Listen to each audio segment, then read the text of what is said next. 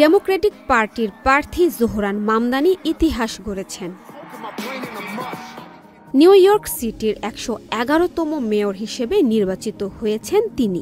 মঙ্গলবার ৪ নভেম্বর অনুষ্ঠিত নির্বাচনে সাবেক গভর্নর ও স্বতন্ত্র প্রার্থী অ্যান্ড্রু কুমো এবং রিপাবলিকান প্রার্থী কার্টিস লিওয়াকে পরাজিত করে এই জয় অর্জন করেন মামদানি।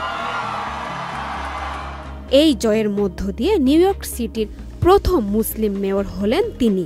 পাশাপাশি তিনি শহরটির ইতিহাসে প্রথম দক্ষিণ এশীয় বংশোদ্ভূত আফ্রিকায় জন্মগ্রহণকারী প্রথম মেয়র এবং ১ শতাব্দীর মধ্যে সবচেয়ে কনিষ্ঠ মেয়র হিসেবে রেকর্ড গড়েছেন। বর্তমান মেয়র এরিক অ্যাডামসও এবার স্বতন্ত্র প্রার্থী হিসেবে প্রতিদ্বন্দ্বিতা করার কথা জানিয়েছিলেন, তবে গত সেপ্টেম্বরে তিনি নির্বাচনী দৌড় থেকে সরে দাঁড়ান। New York city board of ইলেকশনের তথ্যমতে স্থানীয় সময় মঙ্গলবার সন্ধ্যা ৬টা পর্যন্ত ১৭ লাখের বেশি ভোটার ভোট দিয়েছেন, যা গত ৩০ বছরের মধ্যে সর্বোচ্চ। এর আগে ১৯৯৩ সালের নির্বাচনে প্রায় ১৯ লাখ ভোট পড়েছিল, যখন রিপাবলিকান প্রার্থী রুডি জুলিয়ানা জয়ী হয়েছিলেন। এবারের নির্বাচনে ৭,৩৫,০০০-এর বেশি ভোটার আগাম ভোট দিয়েছেন। মামদানি ১৯৯১ সালে ১৮ অক্টোবর উগান্ডার কাম্পালায় জন্মগ্রহণ করেন। ৭ বছর বয়সে পরিবারের সঙ্গে নিউ ইয়র্কে আসেন।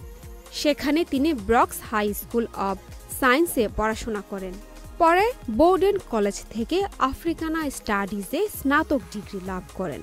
সেখানে তিনি students for justice in Palestine এর ক্যাম্পাস শাখায় একজন সহ-প্রতিষ্ঠাতা ছিলেন। মামদানির স্ত্রী ২৭ বছর বয়সী ব্রুকলিনের সিরিয়ান শিল্পী রামাদোয়াজি। তার মা মীরা নায়ার একজন বিখ্যাত চলচ্চিত্র পরিচালক এবং বাবা অধ্যাপক মাহমুদ মামদানি কলম্বিয়া বিশ্ববিদ্যালয়ে শিক্ষকতা করেন। ভোট গ্রহণ চলে স্থানীয় সময় সকাল ৬টা থেকে রাত ৯টা পর্যন্ত। এরপরই শুরু হয় ভোট গণনা। নিজের এলাকা অ্যাস্টোরিয়াতে ভোট দেন জোহরান মামদানি। নির্বাচনী প্রচার তিনি জীবনযাত্রার ব্যয় কমানো এবং সাধারণ মানুষের নাগালে শহরকে আনার এই প্রতিশ্রুতি দিয়েছেন। তরুণ সহ সব বয়সী ভোটারের কাছ থেকেই তিনি পেয়েছেন ব্যাপক সাড়া, যার প্রতিফলন স্পষ্ট হয়েছে ভোটের ফলাফলে। মুসরাত শৈলী, চ্যানেল আই।